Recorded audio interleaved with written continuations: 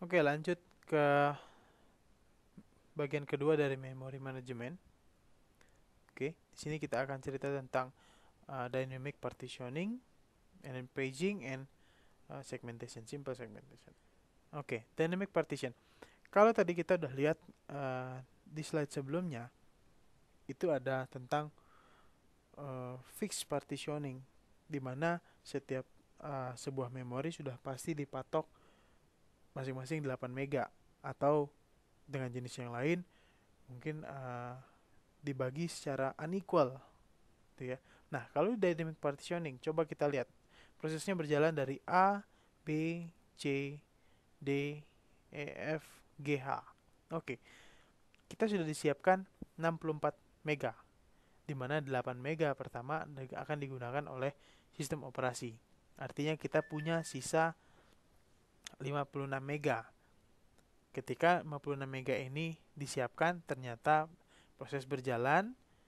Proses pertama datang meminta 20 mega. Nah, kita lihat pada B, proses 1 sudah datang, sudah mulai dikerjakan 20 mega, menyisakan kita 36 mega. Jadi program apapun bisa masuk, sisanya hanya 36 mega yang boleh. Gitu ya. Kemudian kita lihat di proses kedua datang di bagian ke C datang 14 mega. Proses 1, proses 2 masih dikerjakan, yang sudah digunakan adalah 34 mega, berarti sisanya adalah 22 mega. Datang proses ketiga, ya, datang proses ketiga di gambar D. Proses pertama 20 mega, proses kedua 14 mega, dan proses ketiga 18 mega. Artinya sisa yang boleh digunakan adalah 4 mega. Maksimum yang boleh digunakan yang masih bebas adalah 4 mega. Apabila kita punya proses yang nilainya 4 mega, cocok kita taruh di situ. Kalau lebih seperti apa? Seperti tadi yang sebelumnya dijabarkan di materi sebelumnya, fixed partitioning, ketika kita punya 16 mega tidak bisa dikerjakan di bagian yang 8 mega. Sama, ini adalah artinya maksimum hanya 4 mega. Gitu ya. Nah, ternyata di gambar ke E, proses kedua selesai dikerjakan. Artinya kita punya free 14 mega dan 4 mega. Sayangnya bukan total 18 mega, tapi adalah 14 mega dan 4 mega. Terpisah. Gitu ya. Jadi, proses 1 20 mega diisi, kemudian bekas proses 2 atau 14 mega kosong, kemudian proses 3 18 mega. Kemudian ada yang kosong lagi, sisanya 4 mega yang tadi. Ya. Kemudian datang proses keempat. Proses keempat datang, dimasukkan 8 mega. Tidak mungkin kita taruh di paling bawah karena tidak muat, dan prinsipnya adalah isilah yang paling atas duluan. Ya, isilah dari awal. Artinya 20 mega mulai dari 21 sampai 28 itu adalah punya proses 4. Ya. Mengakibatkan kita punya sisa 10 mega yang berisikan 6 mega dan 4 mega.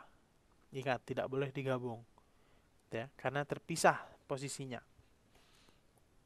Oke, ternyata proses 1 selesai dikerjakan. Ya, proses 1 selesai dikerjakan, kita punya ruang tambahan 20 mega. Ya. Tetapi sayangnya 20 mega ditambah 6 mega ditambah 4 mega, tidak 30 mega secara besar. Gitu ya, bolong-bolong. Kemudian proses 2 datang lagi, kita lihat di bagian H. Proses 2 datang, ya, menyisakan 6 mega, 6 mega, dan 4 mega. Ini yang jadi masalah kalau di dynamic partitioning. Ya, sungguh jadi masalah ini mah cerita di sini. Oke. Dynamic partitioning punya algoritma sendiri untuk placementnya. Ya. Nah, kalau tadi kita lihat, wah ini ada cocok 4 mega. Boleh kita masuk di mana, gitu ya. Nah, di dynamic partitioning dia punya 3 paling tidak. Yang pertama adalah first fit, and then best fit, or next fit. Ya, kita lihat, kita punya satu buah data yang harus masuk, gitu ya. Kita lihat, yang di sebelah kanan itu adalah first fit-nya. Dari awal sampai akhir itu adalah yang muat pertama kalinya. Ya. Kemudian yang best fit adalah di mana slotnya cukup dan menyisakan sisa memori sangat sedikit, paling sedikit di antara semuanya. And then yang terakhir adalah yang cocok berikutnya. Itu adalah next fit. Nah, meninjau yang tadi jadi masalah ketika dia bolong-bolong tadi, ada yang namanya compaction, yaitu pemampatan. Ya. Nah, ketika kita punya sisa 10 mega, ya, tapi isinya 6 mega dan 4 mega, ini akan menjadi masalah. Datanya tidak bisa dipecah menjadi dua. Prosesnya tetap 10 mega. Proses tetap 10 mega. Nah, maka dari itu dibutuhkan yang namanya compaction. Gitu ya. Nah, kita lihat proses 9 mau masuk ke dalam memori yang di sebelah kanannya. Proses 9 mau masuk sebesar 125 kilo. Ya, sisanya adalah 50 kilo dan 100 kilo. Maka akan kita lakukan compaction. Kita lihat, yang di sebelah A, compaction menyisakan di bawah 8. Ya. Proses 3, proses 8 dipampatkan ke atas. Sehingga kita punya kosong 150 mega. Secara langsung. Ya. Kemudian yang B, alternatifnya adalah pemampatan B. Proses 3 dan proses 8 dipampatkan ke bawah. Ya, dipampatkan ke bawah. Ya. Tapi konsekuensinya masih menyisakan sedikit memori kosong di bagian bawah. Ya. Tapi intinya pemampatan adalah cara untuk mendapatkan blok kosong yang cukup besar. Ya. Dan ini hanya berlaku di relocation dynamic. Jangan salah, pemampatan memang bagus solusinya, tapi ternyata ada biayanya. Ya, ada biayanya. Kita bisa bikin dari yang sebelah kiri di sini, bisa bikin yang sebelah kiri ini, bisa menjadi sebelah kanan ini, ya, lebih pampat ya. Tapi ternyata adalah untuk 128 MB RAM, ya, 100 nanosecond per akses, membutuhkan 1,5 detik untuk pemampatan, hanya untuk pemampatan. 1,5 detik untuk bahasan komputer sangat lambat sekali, karena sudah mainnya nanosecond. Ya, ini baru memori, apalagi nanti di disk. Jauh lebih lambat lagi artinya. Konsepnya di disk hampir sama seperti ini. Ya, tapi seperti yang tadi di slide yang satu lagi yang sebelum ini, itu dibahas bahwa bedanya adalah memori utama dan memori sekunder itu kecepatan. Artinya dengan kecepatan untuk pemampatan RAM seperti ini 1,5 detik, bagaimana dengan disk? Oke, alternatif ketiga, yang pertama adalah fixed partitioning, kemudian dynamic partitioning, yang ketiga adalah body system. Sebenarnya sih contoh dari dynamic partitioning, ya. Nah, kita skip langsung ke gambar. Oke, ini adalah body system, ya. Body system, kalau kita bisa baca di slide yang sebelumnya tadi, sebenarnya hanya menceritakan di sini. Kita lihat, kita punya memori sebesar 1 mega. Kemudian datanglah request sebesar 100 kilo. Maka dari itu, kita akan membagi memori kita menjadi dua, 512 dan 512. Ya. Yang diminta adalah 100 kilo. 512 masih bisa dibagi lagi. Maka dari itu, ambil yang sebelah kiri, dibagi lagi 512 dibagi 2 menjadi 256 kiri dan 256 kanan. 256 sisa yang bisa kita gunakan, ternyata yang kita minta hanya 100 kilo. Kita bagi lagi jadi 128 dan 128. Sudah cukup. 128 kalau kita bagi lagi jadi 64. Tidak muat kita taruh request 100 kilonya. Oke, kita taruh 100 kilo tadi kita taruh di 128. Gitu ya. Maka kita akan mendapatkan gambar yang kedua ini. Oke. Kemudian datang lagi request 240 kilo.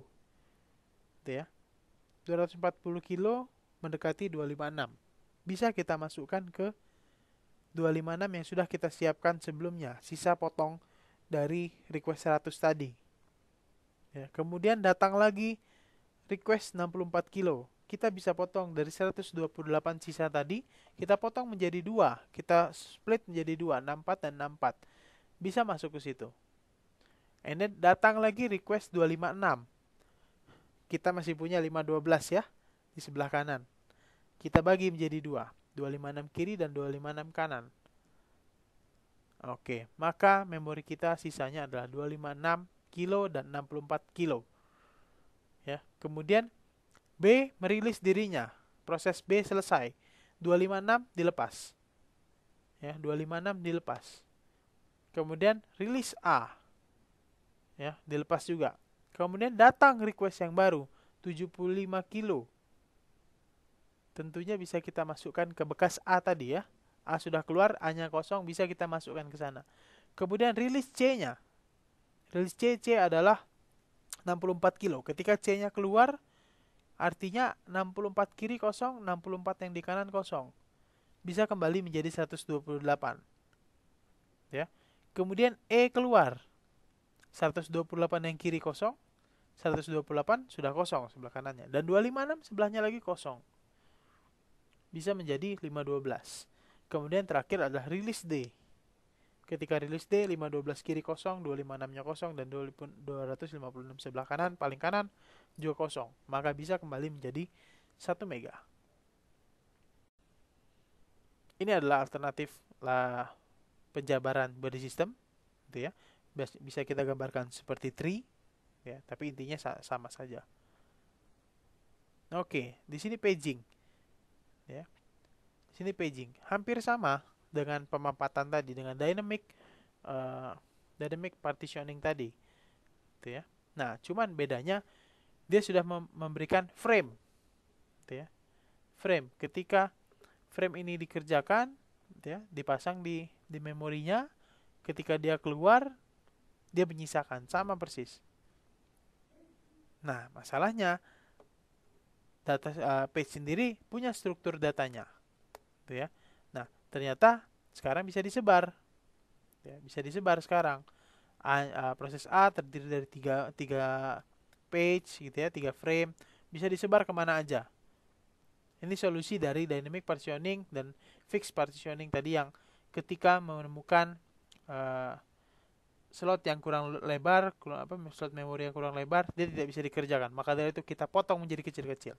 Ketika potong kecil-kecil, bisa kita sebar. Ya. Proses B tidak ada, sudah keluar. Proses C ada di 7, 8, 9, 10. Proses D ada di 4, 5, 6, dipotong 11 dan 12. Ini segmentation. Bisa dipelajari di rumah masing-masing. Kemudian fragmentasi internal. Ya. Dia harus dipersiapkan untuk melakukan berkembangnya program. Gitu ya. Data program, itu disiapkan. Jadi fragmentasi internal memang sudah disiapkan. Kemudian fragmentasi eksternal, ruang memori total yang terdapat untuk memenuhi permintaan tetapi tidak kontinu.